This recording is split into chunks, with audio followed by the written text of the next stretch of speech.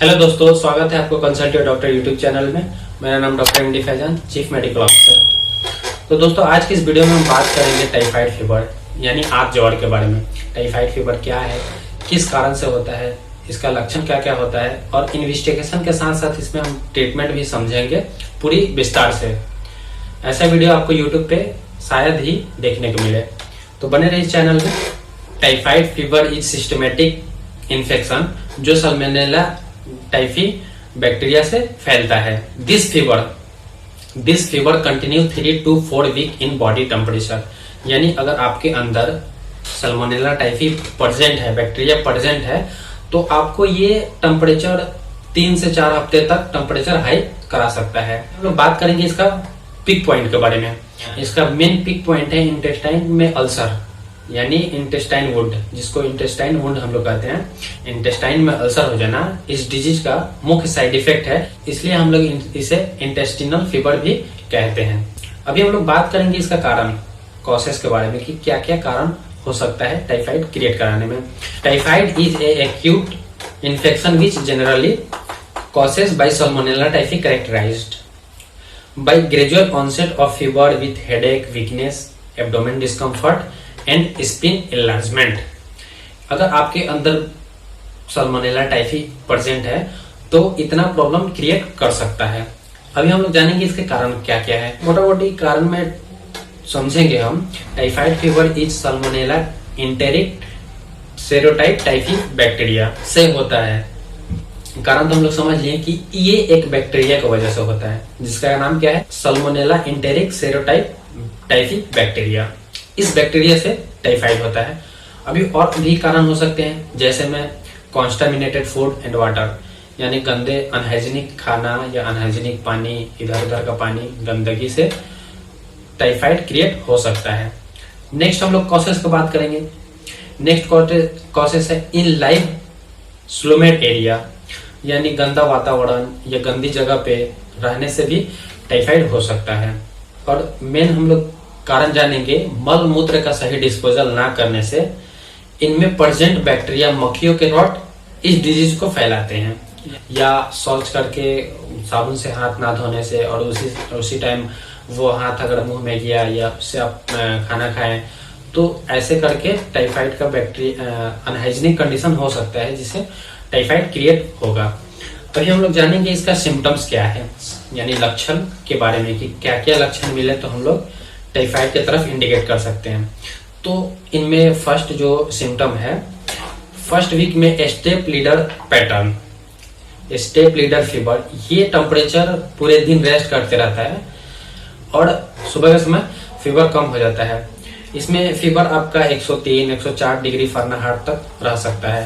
पेट में दर्द होगा, स्पेशल राइट क्वाड्रिटेरम के साइड में होगा, यानी लिवर के तरफ होगा, या राइट साइड में ही होगा लिवर के तरफ, ये इसका लक्षण है।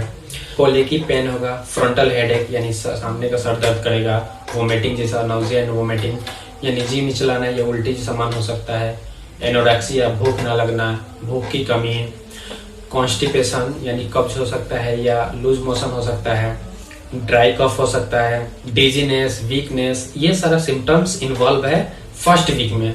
टाइफाइड के फर्स्ट वीक में इतना सारा मोटा मोटी सिम्टम्स इन्वॉल्व हो सकता है, जिसमें आपका प्यास का भी अधिकता हो सकता है, या प्यास ज्यादा लगे, मुंह सूखा सूखा लगे, ऐसा भी देखने को कभी कभी मिलता है।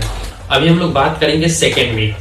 फर्स्ट वीक का तो हम लोग बात कर दिए सिम्टम्स क्या क्या आता है। फर्स्ट वीक में बहुत कम इंडिकेट करता है कि टाइफाइड होगा, या इवन बहुत कम पता चलता है कि टाइफाइड है।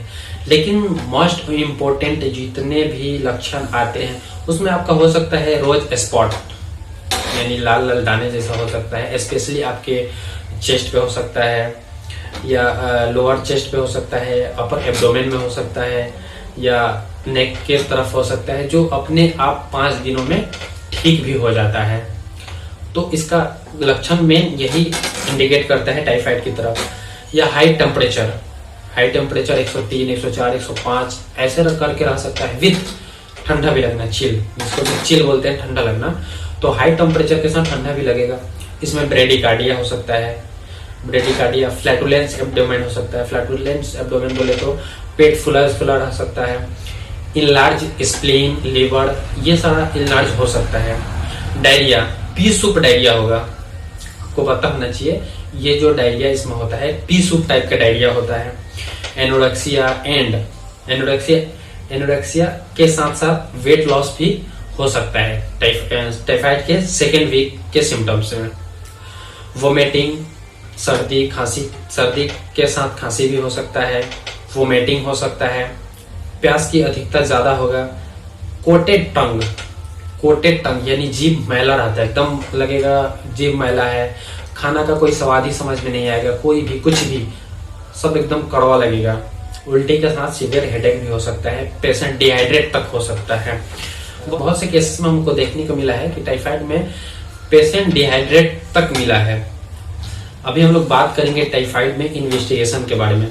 अधिकतर डॉक्टर, इवन बड़े बड़े डॉक्टर, एमबीबीएस, एमडी, फिजिशियन, सारे डॉक्टर अधिकतर टेस्ट विडाल टेस्ट कराते हैं। हालांकि विडाल टेस्ट कंफर्मेशन टेस्ट नहीं है, कभी कभी विडाल टेस्ट भी निगेटिव आ सकता है, इसलिए हम विडाल ट्यूब टेस्ट एडवाइज करते हैं। Widal tube test better than Widal slide test, यानी विडाल ट्यूब टेस्ट जो होता है वो स्लाइड टेस्ट से बेटर होता है, इसलिए हम सजेशन देते हैं विडाल स्लाइड टेस्ट। अब विडाल ट्यूब टेस्ट में कैसे पता करें कि विडाल ट्यूब टेस्ट में पॉजिटिव है? तो इसमें एंटी टीएच टाइटर 1 टाइटर 160 के 60 हो सकता है, एंटी टीओ टाइटर 1 टाइटर 80 हो सकता है।